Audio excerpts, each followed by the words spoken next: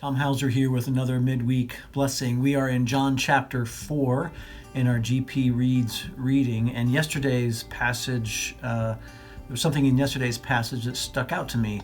It's the account of when Jesus went through Samaria on his way from Judea to Galilee, and he stopped at a well in the middle of the day and was met there by a Samaritan woman who came to get some water.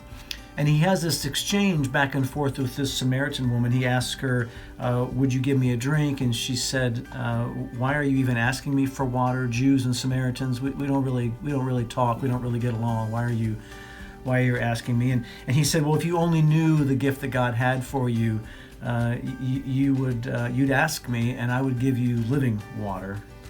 And she says, I don't know what that's talking about, because you don't even have a bucket or a rope.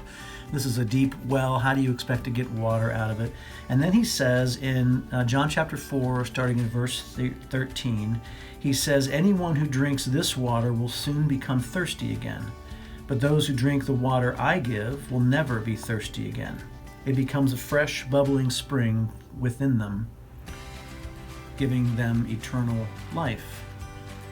And again, the lady is confused. But this phrase that he said, anyone who drinks this water will soon become thirsty again, but if people drink the water I give, they'll never be thirsty again. This is like a recurring theme for Jesus. People who expect to get real life, sustenance, real value from earthly, temporal things are going to be disappointed. They're only going to be hungry again, thirsty again. People who go to Meijer looking to buy a car are always going to be disappointed because they're not going to find a car there. People who go to a bar because they're thirsty will discover that alcohol doesn't actually quench your thirst. People go to the wrong places looking for things. And Jesus would say things a little later on, like, if you come to me, if you're weary, if you're tired, come to me and I'll give you rest. I'll give you true rest.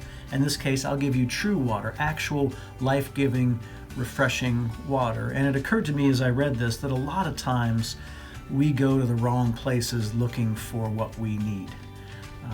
We may go to our spouse looking to find renewal or refreshments. That's the wrong well. We might buy a new car looking for something exciting and new that'll really get us pumped up, and it might be for a little while, and then we'll just be right back where we started from.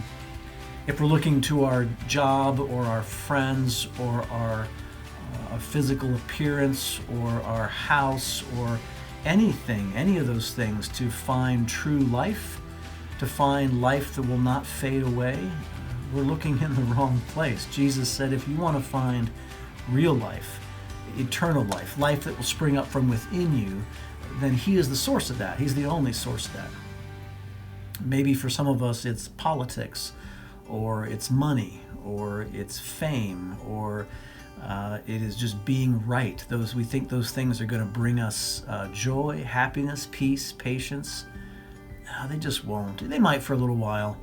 Even going on a vacation, it gives you a little bit of rest for a little while, but then you come right back into the thick of things and you're tired all over again. Jesus provides rest. He's the source of rest.